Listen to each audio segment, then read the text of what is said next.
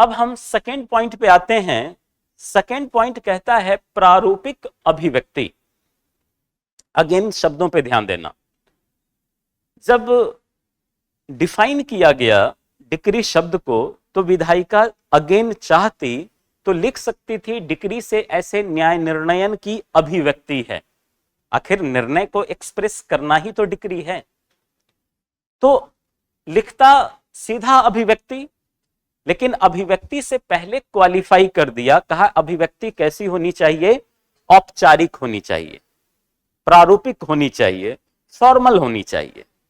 तो इससे क्या मतलब निकला कि जो अभिव्यक्ति होती है वह दो तरह की होती है, एक फॉर्मल और दूसरा इनफॉर्मल।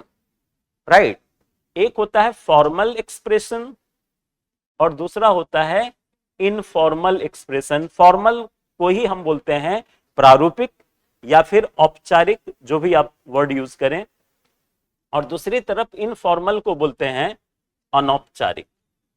अनौपचारिक, ठीक है। तो यहां पर क्या हुआ, कहता है कि अगर आप निर्णय को एक्सप्रेस करते हैं तो कैसा एक्सप्रेशन होना चाहिए, फॉर्मल होना चाहिए।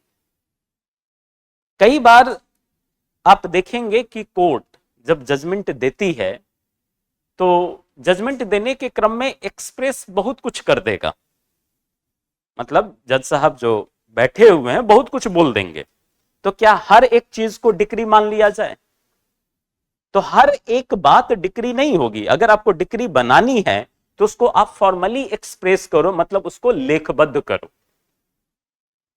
अगर आपने लेखबद्ध नहीं किया है, अपने निर्णय को इन राइटिंग नहीं किया है, तो फिर वह फॉर्मल एक्सप्रेशन नहीं माना जाएगा।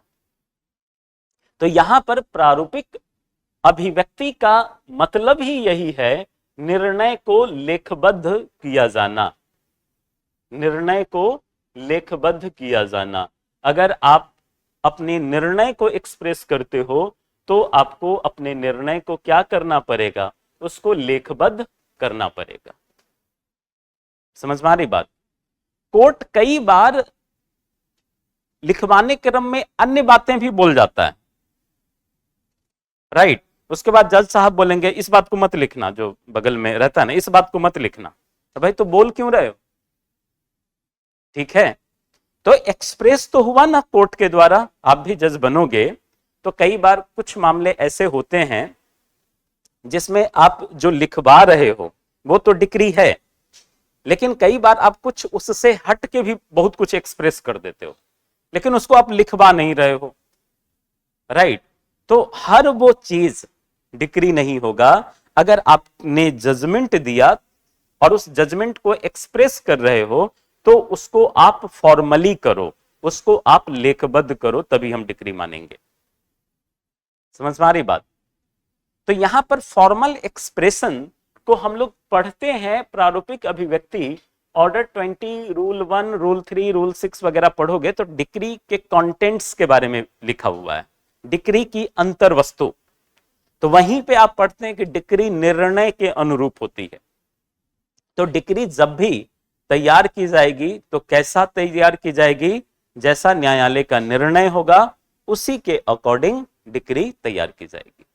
इसीलिए कहा जाता है डिक्री फॉलो जजमेंट।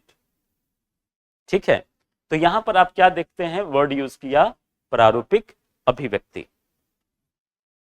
तीसरी चीज जो आप देखोगे, वाद शब्द लिखा कि डिक्री जब भी दी जाएगी तो ऑब्वियसली किसी न किसी वाद में दी जाएगी।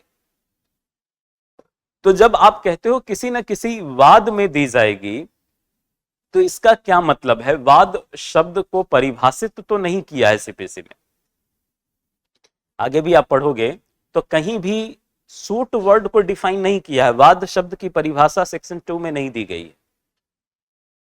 लेकिन वाद शब्द को अगर हम सेक्शन 26 और ऑर्डर 4 रूल 1 को लिंक करके पढ़ते हैं, सेक्शन 26 के साथ ऑर्डर 4 रूल 1 को लिंक करते हैं, तो एक चीज क्लियर होता है कि जब भी कोई वाद दाखिल किया जाएगा तो वाद का प्रारंभ वाद पत्र के दाखिल किए जाने से होता है। मतलब क्या कि न्यायालय में अगर किसी प्रकार का कोई वाद पत्र प्लेंट दाखिल किया जाए तो प्लेंट दाखिल किया जाएगा तो इसका मतलब है कि वाद प्रारंभ हुई। प्रैक्टिकली आप देखोगे कि जब कोई एडवोकेट प्लेंट तैयार करता है, वाद पत्र तैयार करता है, तो हर एक कोर्ट का फाइलिंग काउंटर बना होता है। ठीक है, तो फाइलिंग काउंटर पर वह वाद पत्र क्या करता है, देता है, जो काउंटर पे क्लर्क वगैरह होते हैं। तो जब वह वाद पत्र लेगा तो वहीं पे एक संख्या, नंबर वो दे देगा, जिसको हम बोलते हैं सूट नंबर, वाद संख्या। तो जैसे ही वह संख्या निरूपित किया, संख्या उस पे डाला, समझो कि अब वह वाद पत्र किसमें तब्दील हो गई, वाद संख्या में, वाद में। तो इसीलिए वाद का प्रारंभ कैसे होगा, वाद पत्र के माध्यम से होगा। ठीक है, इसी चीज को हंसराज का केस आप पढ़ोगे तो हंसराज के मामले में प्रिवी काउंसिल ने भी यही कहा था, वाद शब्द को परिभाषित किया था तो प्रिवी काउंसिल ने भी यही कहा था कि वाद प्रारंभ ही होता है वाद पत्र के दाखिल किए जाने से। ठीक है, मैं लिखवा दूंगा ऐसे, वो प्रिवी काउंसिल का निर्णय।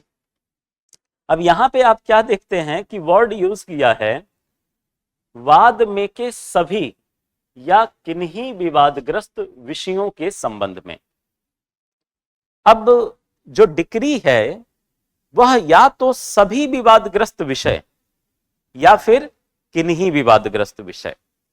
तो यहां पर आप क्या देखते हैं कि सभी विवादग्रस्त विषय या किन्हीं, मान लो ए ने बी पे सूट फाइल किया, किसी प्रॉपर्टी के रिगार्डिंग ए ने बी पे सूट फाइल कर दिया। अब एक P1 प्रॉपर्टी है, इस P1 प्रॉपर्टी पे ए दावा कर रहा है और ए का कहना है कि इस प्रॉपर्टी पर टाइटल मेरा है। तो ए क्या किया, एक वादपत्र न्यायालय में दाखिल की।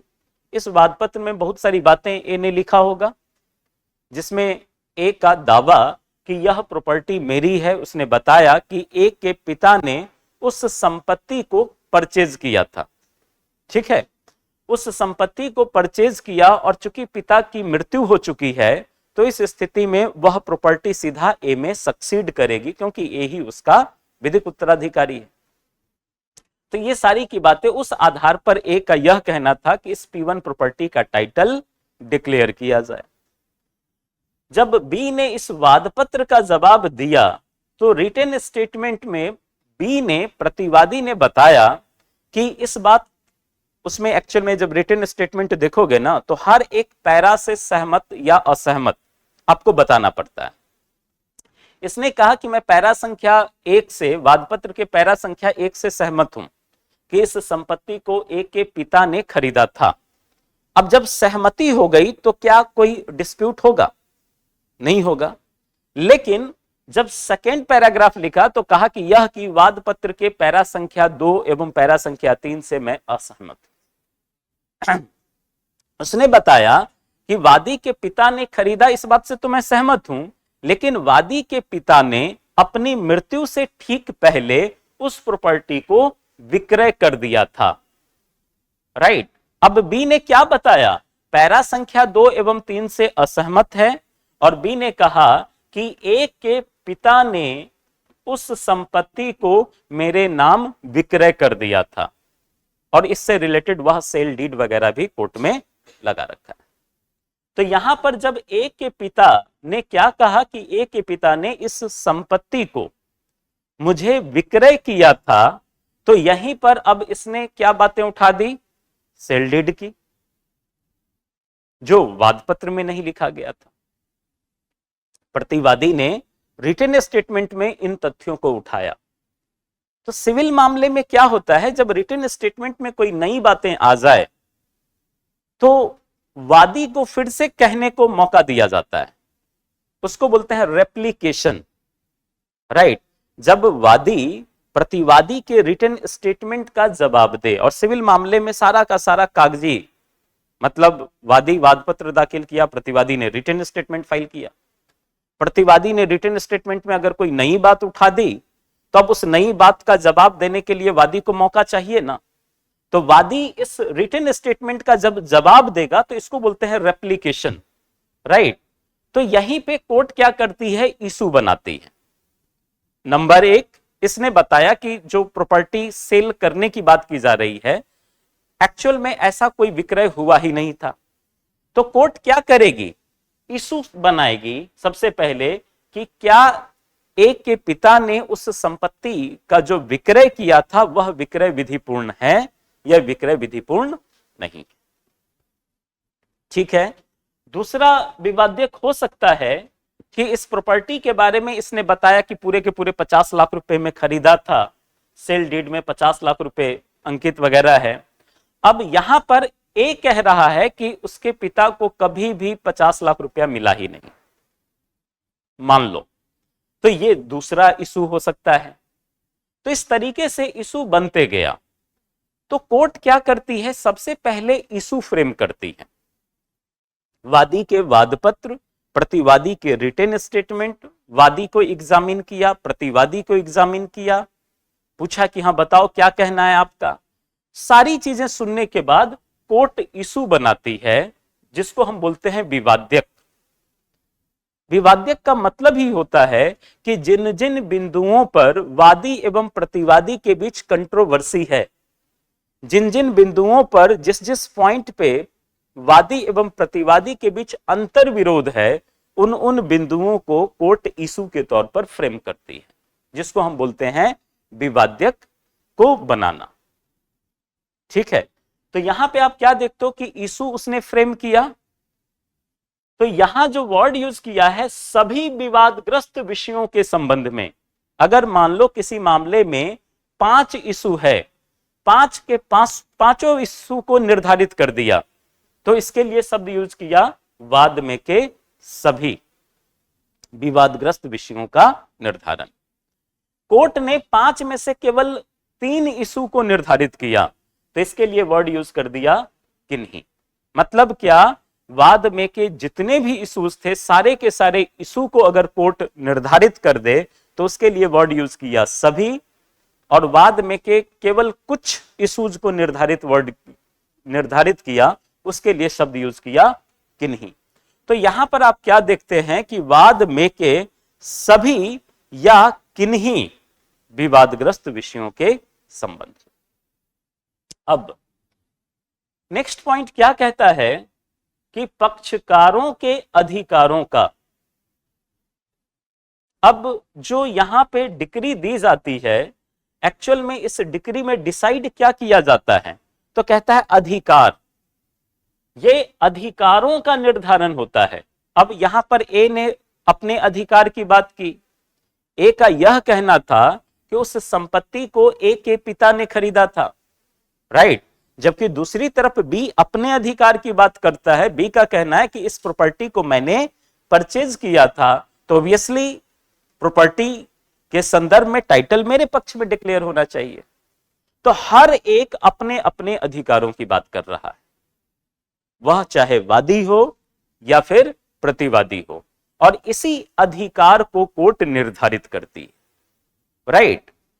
यहां पर अधिकार का मतलब प्रक्रियात्मक अधिकारों से नहीं है कि जी दस्तावेज प्रस्तुत किया, ऑर्डर कर दो, इन सब चीजों से नहीं है। अधिकार का मतलब जो सारभूत विधि ने, जो सब्सटेंटिव लॉ ने जो राइट्स दिया है, उन राइटों का निर्धारण करना डिक्री। और अधिकारों का निर्धारण भी कहता है निश्चयात्मक रूप से हो। निश्चयात्मक का मतलब क्या होता है, अंतिम रूप से निर्धारित कर देना, फाइनली डिसाइड होगा तभी वह डिक्री होगा। अगर फाइनली डिसाइड नहीं होगा तो फिर वह डिक्री नहीं। तो यहां पर क्या वर्ड यूज किया, निश्चयात्मक निर्धारण। और निश्चयात्मक निर्धारण का मतलब क्या हो गया, अंतिम रूप से निर्धारित किया जाना, फाइनली डिसाइड करना। तो डिक्री के लिए क्या आवश्यक हो गया, फाइनली डिसाइड करना आवश्यक हो गया, पक्षकारों के अधिकारों का निर्धारण करना आवश्यक हो गया। यहीं से आदेश और डिक्री में अंतर है। आदेश के लिए जरूरी नहीं है कि पक्षकारों के अधिकारों का अंतिम रूप से निर्धारण हो ही, लेकिन डिक्री के लिए यह आवश्यक है कि पक्षकारों के अधिकारों का अंतिम रूप से निर्धारण हो।